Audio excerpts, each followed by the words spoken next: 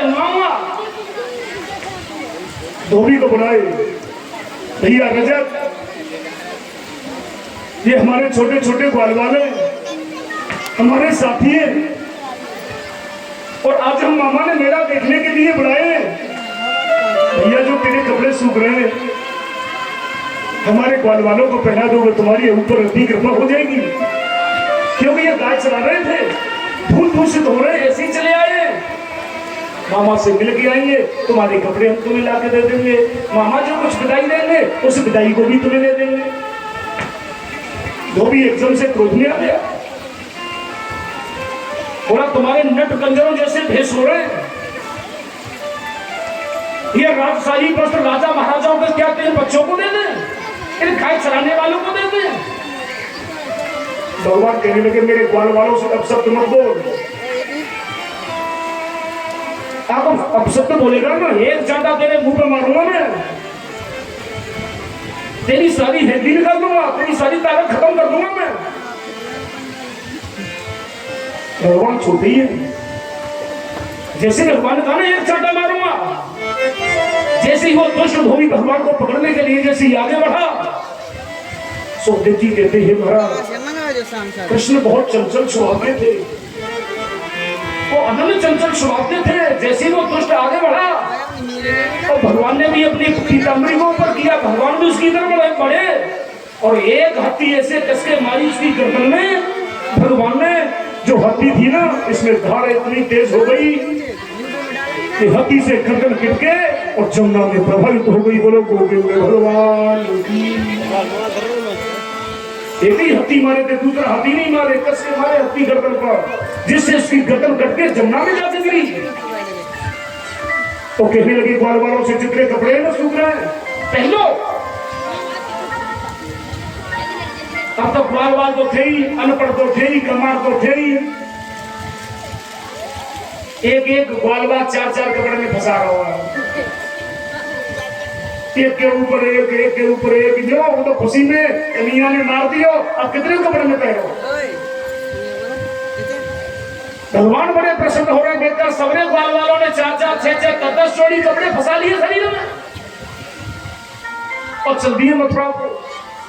जब कपड़े जमीन में खिचड़ने लगे तब उनको परेशानी होने लगी, कब ऊपर करे कब नीचे करे, कब ऊपर कब नीचे। फिर भगवान से कहने लगे एक बात कहो कन्हैया। बोले कहो क्या बात है भाई, कहो। पहले कपड़ा तो दिलवा दिए, भैया तो ऊंचे नीचे। बोले ऊंचे नीचे, चलो कोई दर्जी मिलेगा, उस दर्जी से कपड़ों को कटवाएंगे, तुम्हारे हिसाब से बनवाएंगे। आगे चले, दर्जी मिला, दर्जी से भगवान ने कहा हमारे ग्वाल वालों के ये कपड़े ऊंचे नीचे, ये परेशान हो रहे पकड़ते पकड़ते, इनको छोटे कर करके इनके हिसाब से बना दो। दर्जी ने भगवान का आश्रय पाते ही उन सारे वस्त्रों को काटना आरंभ कर दिया और छोटे छोटे बालकों के कपड़े बना दिए। बोलो गोविंद भगवान। भगवान कहने लगे उस दर्जी से, बोल तुझे क्या चाहिए भैया। बोले परमात्मा मैं प्रत्येक कंस की ड्रेस, कंस के कपड़े सिया करता, आज वो अवसर आ गया जो अपने ग्वाल वालों के कपड़े मेरे से सिलवाए। मुझे कुछ नहीं चाहिए, अगर देना ही चाहते हो तो हे ठाकुर जी आप मुझे अपनी भक्ति दे दो, अपने चरणों की सेवा दे दो। भगवान ने ए वास्ता हाथ कर किया, जब तुझे चरणों की सेवा दी। बोलो गोविंद भगवान। कर गया, देखो कर गया। अब आगे चले भगवान। ग्वाल फिर पीछे से कहने लगे कन्हैया सुनियो। बोलो कहा बात है। भैया देख तेरे कपड़ा पहना है, कपड़ा ज्यादा बड़े तो तेने छोटे करवाए। अब एक बात में हमारे गले में एक माला ना है, बालक दो बालक। हम मथुरा में आए, हमारे गले में वो माला तो तीना है। भगवान बोले घबराओ मत, आगे चलो। मथुरा में माली मिलेंगे, मालियों से माला पहनवाऊंगा तुम्हें, तुमको प्रसन्न करवाऊंगा। चलो। जैसे आगे चले तो सुदामा नाम का माली, जिसका नाम था सुदामा, सुदामा नाम का माली भगवान को देखता है, भगवान के चरण स्पर्श करता है। सुदामा से कहते भैया ये जितनी माला है कंस को तो तुम प्रतिदिन पहनाते हो, आज हमारे छोटे छोटे बालों को, हमारे मित्रों को, हमारे सखाओं को पहना दो। उसने जरासी दिन में सखाओं को, भगवान को, बालवालों को माला पहना डाली। भगवान कहने लगे भैया सुदामा तुम माली कुल में जन्म लिया, हम तेरी इस सेवा से बड़े ही प्रसन्न हुए और तुझे क्या चाहिए। सुदामा भी कहने लगा मुझे कुछ नहीं चाहिए, आपके चरणों की भक्ति मिल जाए बस मैं धन्य हो जाऊंगा। भगवान ने उसे भी भक्ति दी, जा तुझे भक्ति देता, वो भी परम पिता के धाम की मोक्ष पाया। आगे चले, फिर बाल वालों ने पीछे से आवाज लगाई कन्हैया सुनियो।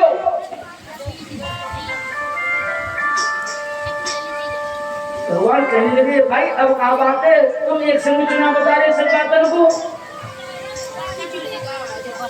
भगवान से कहने लगे तेने कपड़ा पहनाए, सिलवाए, माला पहनवाई, अब एक बात में हमारे माथे पर चंदन तो लगना है, यानी तिलक तो है ही नहीं। भगवान बोले क्यों घबरा रहे हो, अरे मथुरा में आयो तो चलो तुम्हारा तिलक ही लगवाऊंगा। कंस की एक दासी थी कुब्जा, वो 3 अंग से टेढ़ी थी। मथुरा के लोग उसे कुरूपा कहते थे, वो रूप से कुरूप थी और उसकी पीठ में एक कुट भी निकला था, वो 3 अंग से टेढ़ी थी। जब भगवान को वो दासी देखती है, भगवान उसका हाथ पकड़ लेते, लाठी पकड़ लेते, दासी सुन, अरे कंस के प्रतिदिन चंदन लगाती हो, आज हमारे बाल वाले छोटे छोटे नन्हे नन्हे और हम भी इनके साथ हैं, ये चंदन आज हमारे लगा दो। उस दासी ने भगवान श्री कृष्ण के चंदन, ग्वाल वालों के चंदन लगाया, मलिया कर चंदन लगाया। अब बलराम जी वहां प्रसन्न हो रहे हैं उस बुढ़िया को देखकर। बलराम जी वो कन्हैया से क्या कह रहे हैं, कृष्ण एक बात कहूं, अरे दर्जी मिला उसने भक्ति मांगी, तूने भक्ति की। सुदामा मादी मिला, उसने भी भक्ति मांगी, तूने भक्ति दी। अब इस बेचारी को क्या देगा, ये तो 3 अंग से टेढ़ी है और उसने भी ये कुरूपा रूप बन भी नहीं है। भगवान श्री कृष्ण बलराम से कहने लगे भैया अब जो तू कहेगा इस बुढ़िया को मैं वो दूंगा, तू मेरा भाई है, तू कह डाल, अगर तू प्रसन्न इसके कृत्यों से तो मैं से वही दूंगा। बलराम जी क्या कह रहे सुन लो, कृष्ण ये 3 अंग से टेढ़ी है, पहले तो इसका सीधा अंग हो जाएगा। 3 अंग से टेढ़ी है, हमेशा कष्ट पाती है, इसका सीधा अंग हो जाए। मथुरा के लोग इसे कुरूपा कहते, क्या रूपवान है, कुरूपवान है। ये सुंदर रूपवती हो जाए, जो मथुरा के अंदर ऐसी सुंदर नारी न हो, इतनी सुंदर हो जाए, ये कृपा मेरे कहने से इसे बेचारी पर कर दे।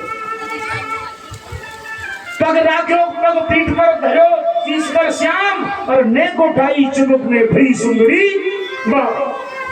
भगवान ने उसके दोनों कोठा पकड़े और अपना घुटू जो पीठ में कुंभ लग रहा था उस पर भगवान ने अपने घुटू को लगाया और घुटू से दबाकर एक झटका मारा, वो सीधी हो गई और सुंदर हो गई। बोलो गोविंद भगवान की।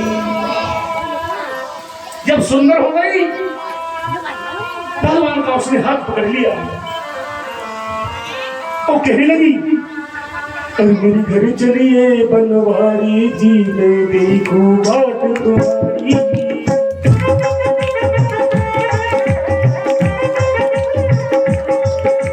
घर चलिए बनवारी, मैं देखूं बाट तुम्हारी। घर चलिए बनवारी, मैं देखूं बाट तुम्हारी। मैं देखूं बाट तुम्हारी, मैं देखूं बाट तुम्हारी। मैं देखूं बाट तुम्हारी, मैं देखूं बाट तुम्हारी।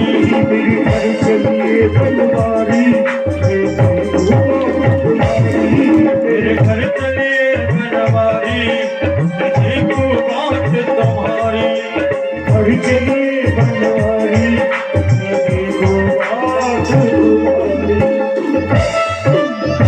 भगवान का हाथ पकड़कर खींचने लगी। भगवान कहने लगी, हे देवी, जब तू कह रही है मेरे घर चल, मेरे घर चलो, अभी मेरे पास समय नहीं है। मैं दुष्ट का पद करूंगा, कंस का पद करूंगा, पद करके बाद में कहीं जाऊंगा, पहले तुम्हारे घर आऊंगा। बोलो गोविंद भगवान। आगे चले भगवान, बाजार लगाए कंस का। जो मथुरा में जाते हो आज भी होली गेट बना है, डोरी बाजार आज भी मथुरा में प्रसिद्ध है। उसी डोरी बाजार को बड़े धूमधाम से सजाया गया, होली गेट को बड़े धूमधाम से सजाया गया। भगवान उस मथुरा में जैसे ही बाजार में पहुंचे, उस बाजार में जितनी दुकान थी उनमें सब में विष मिला दिया गया था, जहर मिला दिया गया था। जैसे ग्वाल वाला आए, कृष्ण आए, ग्वाल वालों को खिलाओ, कृष्ण को खिलाओ, ताकि वो जहर भी खाएंगे, मीठा भी खाएंगे, तो हमारे दुश्मन मर जाएंगे। अंतर्यामी ने ग्वाल वालों से पहले ही मना कर दिया। जैसे ही ग्वाल वाल बाजार में पहुंचे, कहीं जलेबी बन रही है तो जहर की है, कहीं घी बल्ले मिल रहे, कहीं पटाखे मिल रहे, कहीं पेड़ा मिल रहे, कहीं रसगुल्ले बिक रहे, यानी नाना प्रकार की जो दुकानें सजी हुई है। अब पीछे जो ग्वाल वाले में छोटे छोटे दुकानों की तरफ देख रहे हैं।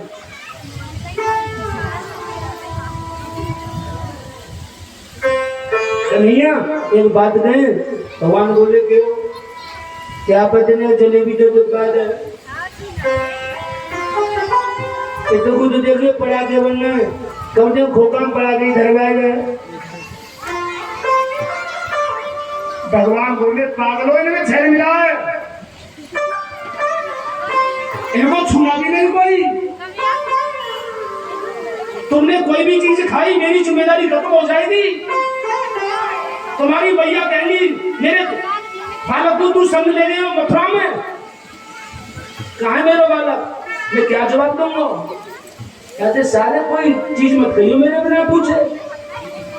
ऐसा कह रहे हो जिंदगी के बादे, ऐसा कह रहे हो पढ़ाते के बादे, इनमें चैन मिल रहा है।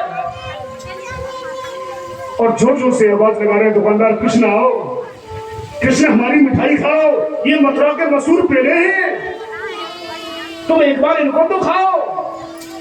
भगवान दुकानों पर चढ़ते, जो बड़े बड़े स्वीट हाउस थे, बड़ी बड़ी जो दुकानें थी, जो विख्यात थी, विश्व प्रसिद्ध थी, उन दुकानों पर भगवान चढ़ते, ग्वाल वालों को नीचे रोकते।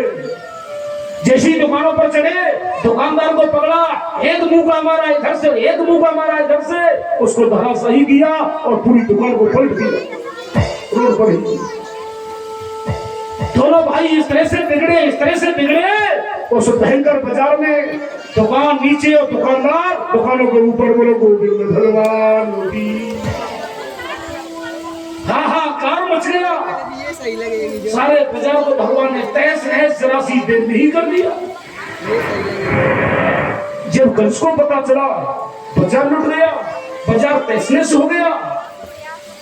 कंस के पास था कुबलिया पीर हाथी, जो जरासंध ने उसे दहेज में दिया था, जिसमें 10,000 हाथियों का बल था, जिसके बल की वजह से इंद्र का एहरापत हाथी चिल्ली देकर भागता था, वो इतना बलवान हाथी था। और मथुरा आप लोग जाते ही हो, देखो शहर में आज भी होली गेट बना, 5,500 वर्ष बीत गई, लेकिन वो होली गेट आज भी ऐसे ही बना।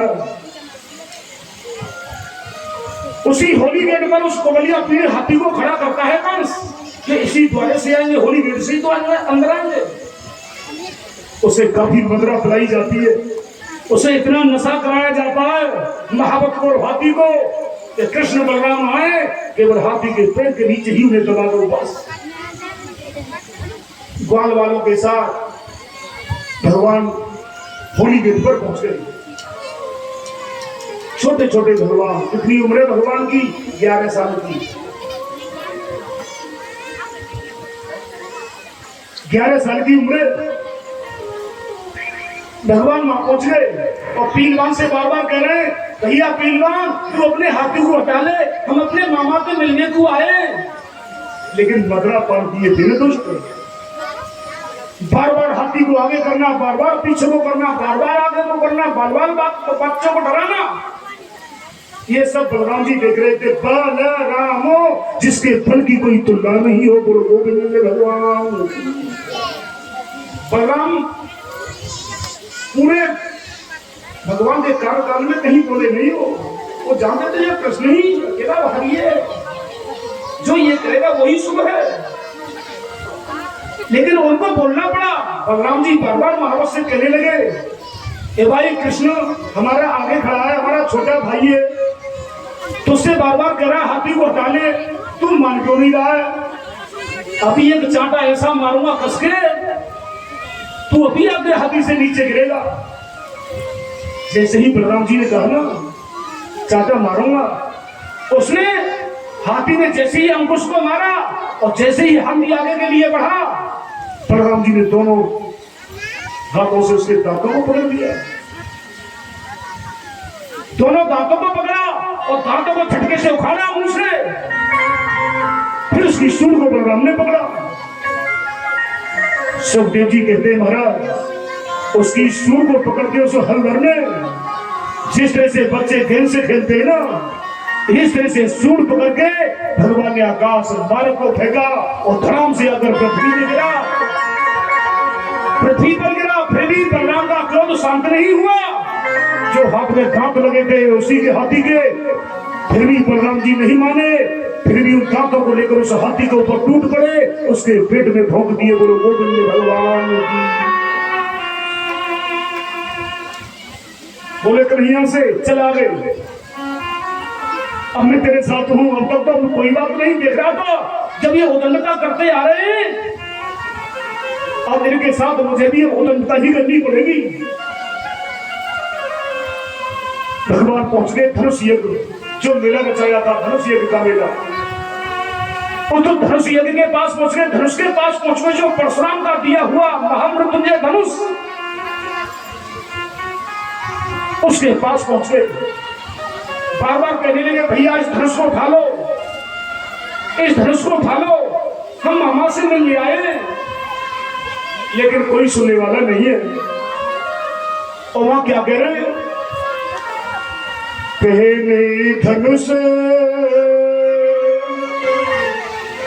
तोरे को पाला, फिर बुलायो कंस भुआला।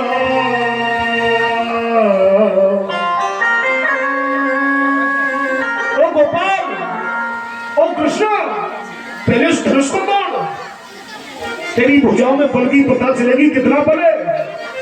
तूने पूतना को मारा, नाना प्रकार के दैत्यों को तूने ब्रजमंडल में ही मार लिया।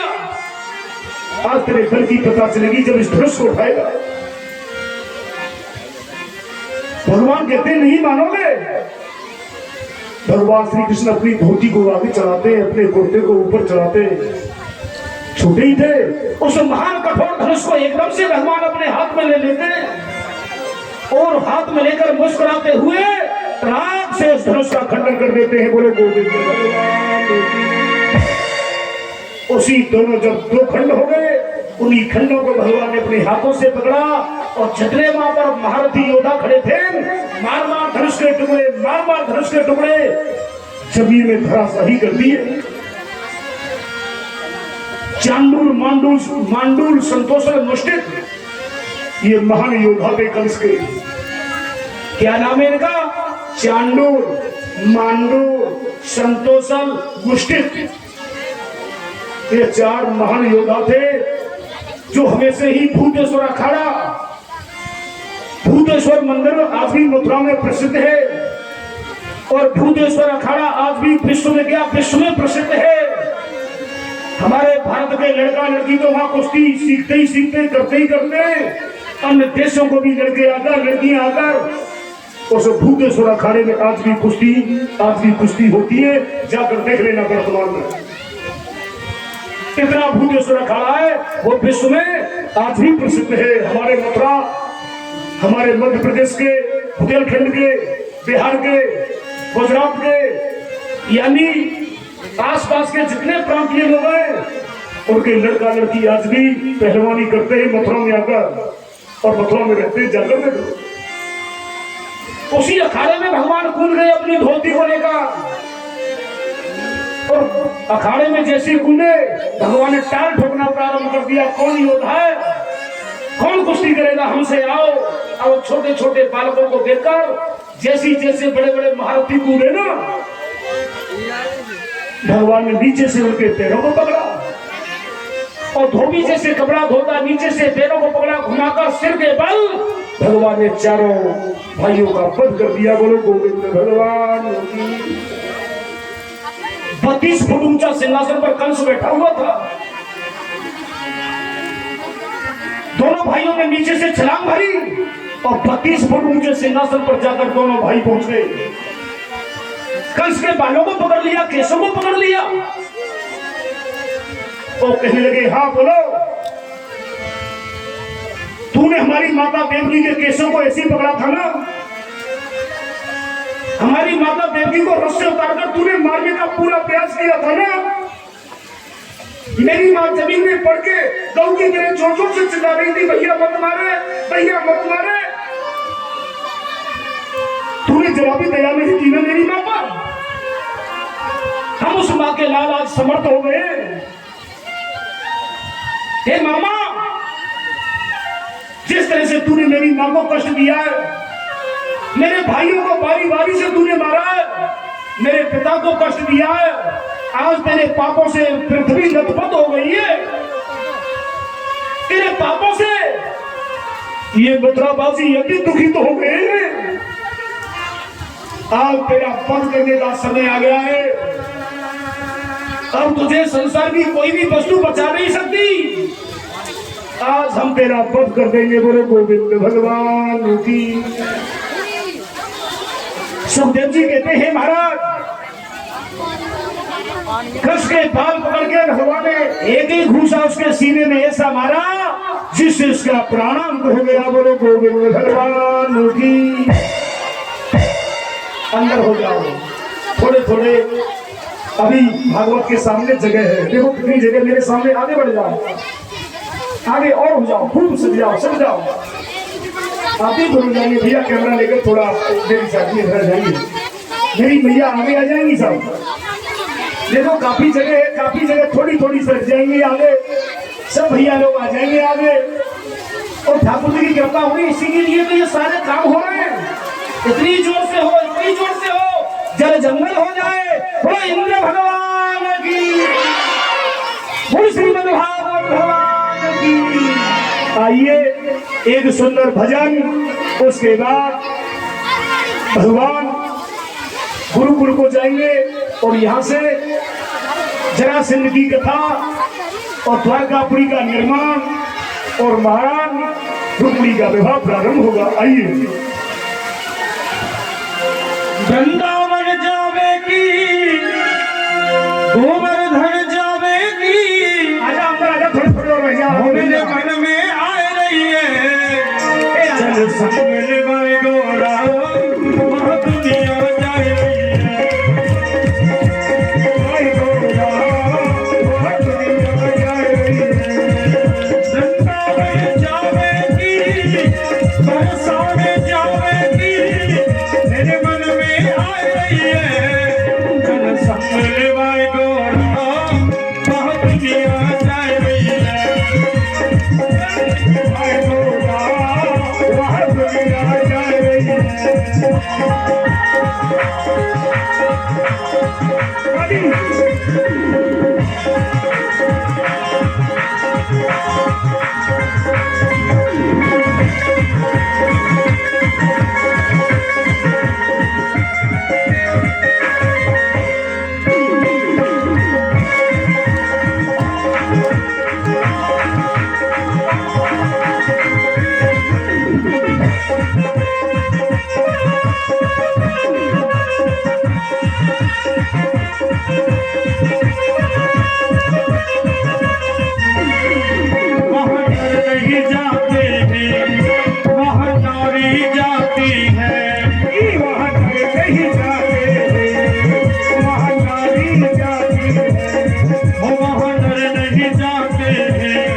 वहाँ नारी जाती है, वहाँ नर नहीं जाते हैं, वहाँ नारी जाती है। वो मेरी नारी बनने की, मेरी नारी बनने की मेरे मन में आ रही है। चल संग लगाए गोरा, वहाँ दुनिया जा रही है। संग भाई गोरा, वहाँ दुनिया जा रही है। भाई वहाँ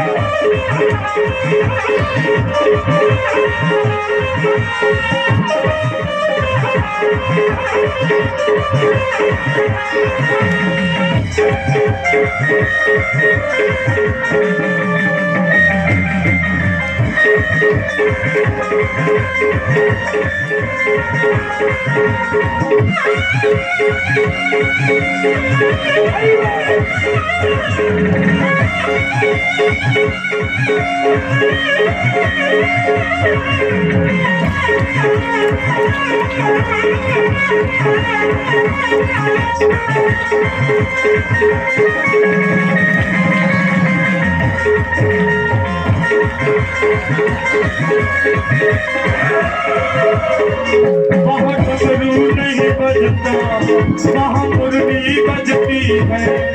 वहाँ डमरू नहीं बजता, वहाँ मुर्गी बजती है। वहाँ डमरू नहीं बजता, वहाँ मुरली बजती है। वहाँ डमरू नहीं बजता, वहाँ मुर्गी बजती है। वो मेरी मुरली सुनने की, मेरी मुरली सुनने की मेरे मन में आ रही है। चल संग लगाए गोरा, वहाँ दुनिया जा रही है। भाई गोरा, वहाँ दुनिया जा रही है।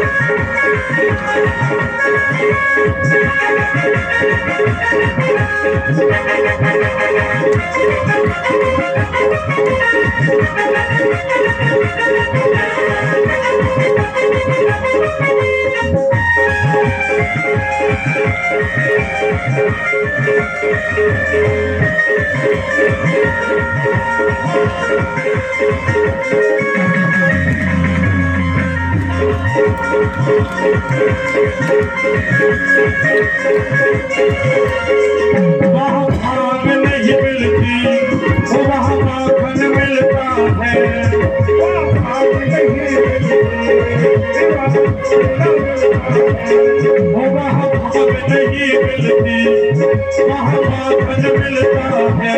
वहाँ भाग नहीं मिलती, वहाँ माखन मिलता है। वो मेरे माखन खावेगी, मेरे माखन खावेगी मेरे मन में आ रही है। चल संग लगाए गोरा, वहाँ दुनिया जा रही है। संग भाई गोरा, वहाँ दुनिया जा रही है।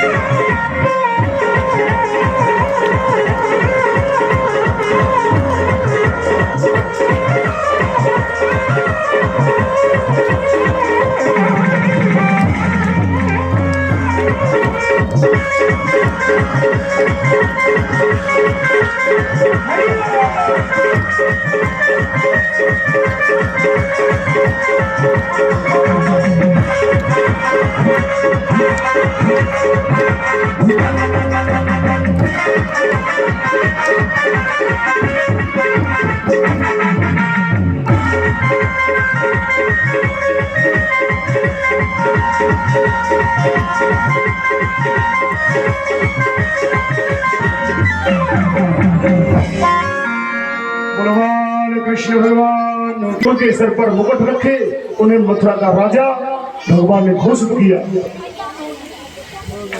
आगे चले भगवान अपनी माता देवकी और वसुदेव के पास गए।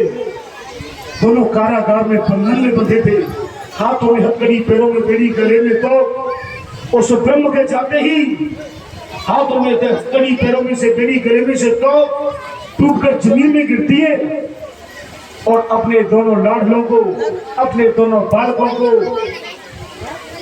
वसुदेव जी और देवकी मैया पकड़ पकड़ और रो रो कर बिलख बिलख कर उनका बुरा हाल हो जाता है।